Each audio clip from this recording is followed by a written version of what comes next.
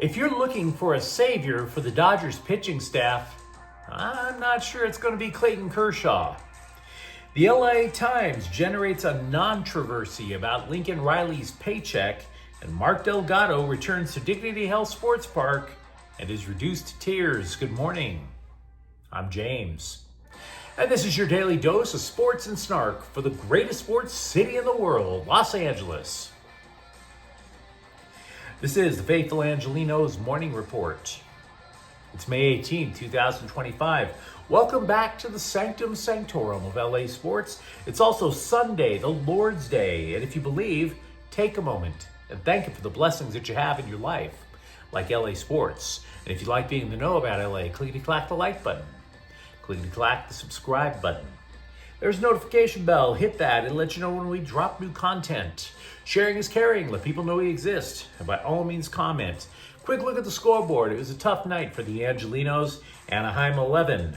Dodgers 9. Even so, the Dodgers' magic number dips to 117 because we are simply counting down the inevitable in the NL West.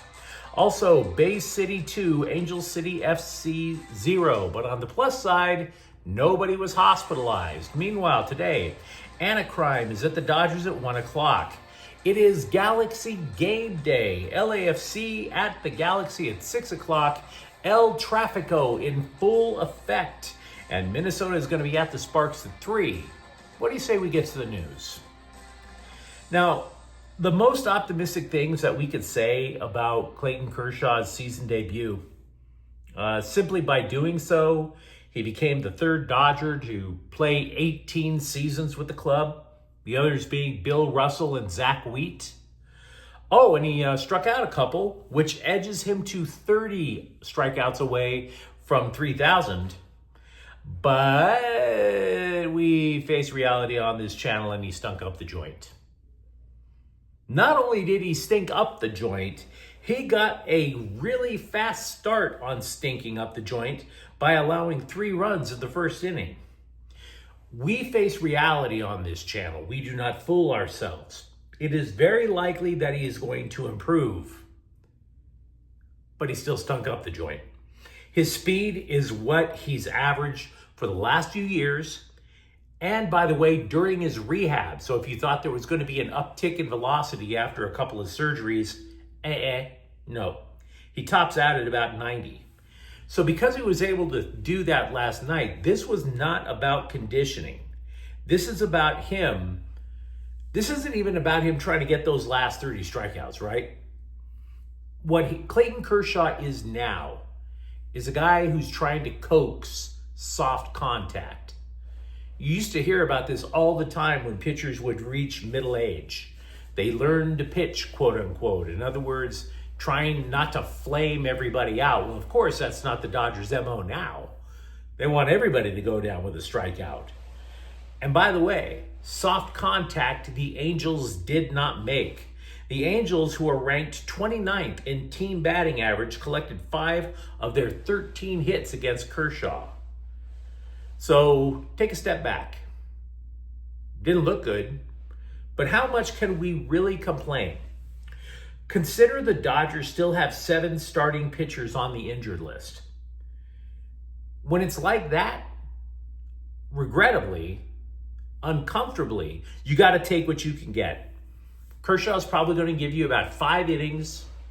You're going to hope he leaves with a lead. He's probably starter number 5 if he stays in the roto. Now, for his part, Kershaw was letting anyone who listened to him, he was letting him know that he does have his health back. Quote, "The last month or so, I really feel like I've been able to focus more on pitching and less about how I felt physically. So that's a good place to be," unquote. Now, as for the rest of the Dodger pitching staff, particularly the ones we haven't seen in a while, Tyler Glasnow started a throwing program this week, but he's not on the mound yet. Neither he or Blake Snell are particularly close to returning. It's been said that once you start a throwing program, you're probably about a month and a half away from getting back to action. And Snell, by the way, was transferred to the 60-day injured list. So there's that. There was news in the sense that Shohei Ohtani threw 50 pitches off of a mound. But let's not get it twisted. He's not particularly close either. So this is Dodger baseball. Basically, they're just going to have to outslug opponents until they find 5 decent arms. And why Mark Pryor still has a job, somebody's going to have to tell me that. I had a bunch of people tell me why they thought it was okay for the Galaxy to extend Greg Vanney's contract, despite the fact he has 0 wins this year.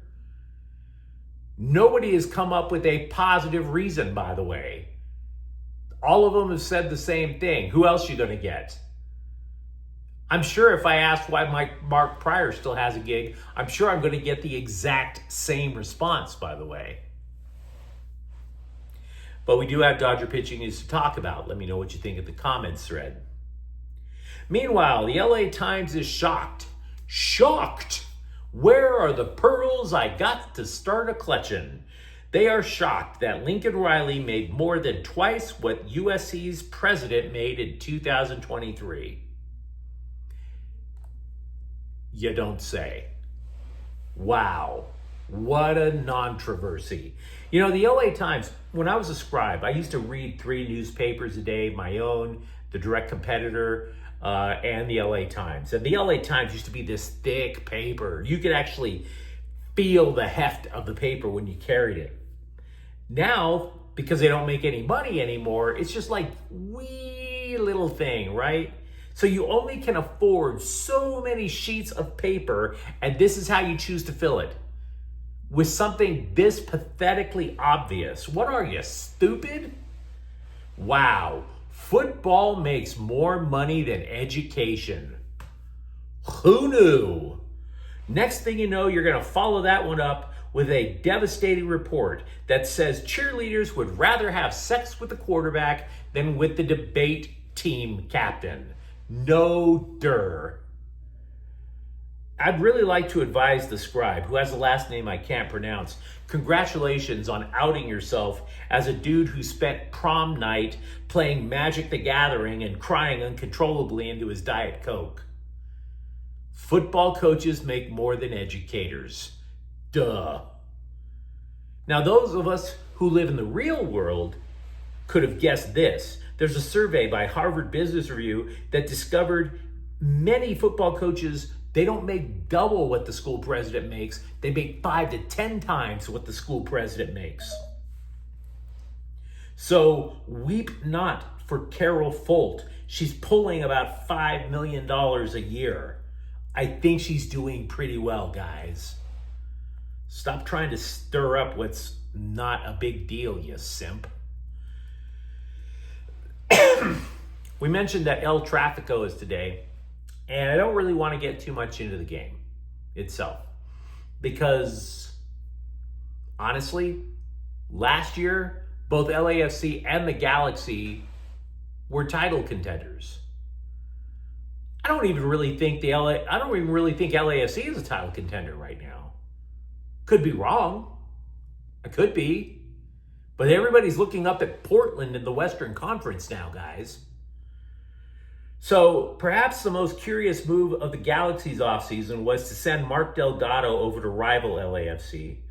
Let's not go into too much detail. The Galaxy, they were in cost-cutting mode. They needed to slide under the salary cap, and they purged their midfield depth, right? They had to choose between Delgado and Diego Fagundes. They chose Fagundes for his versatility. So Delgado is coming back, and of course, that means the LA Times has to once again write the obvious. Doesn't it feel weird to come back to your old stadium? Derp. To which Delgado said, quote, I have an emotional attachment with the club over there, but I'm over here, right? I have duties over here, and I'm working on doing my part and finding success for this club, unquote. All of which is very diplomatic. And Delgado should be commended for not trashing anybody, because it's a very heated, dramatic rivalry, and everybody wants to see somebody trash the other side. But Mark Delgado is still a G. Always will be. We know this to be true, by the way, because it wasn't mentioned in the LA Times story, But when he returned to Dignity Health Sports Park on Saturday to pick up his MLS Cup championship ring, he wept. Have to admit it, he wept. Dude is still a G. And I have to admit, as a side note, I sometimes stop myself and wonder how soccer is the only sport that I know that regularly leaves its competitors in tears. I don't understand it. You could be in MMA, you could be in boxing, you could have somebody pound your face into mulch and you're not going to cry in pain. But if you go to your old club playing a soccer match, for whatever reason, the tears be a-flowing. Can't explain it.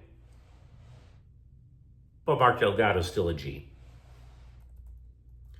Now, as for LAFC, they have news too, because beyond today's El Tráfico, the Black and Gold have an extremely important match coming up in 2 weeks.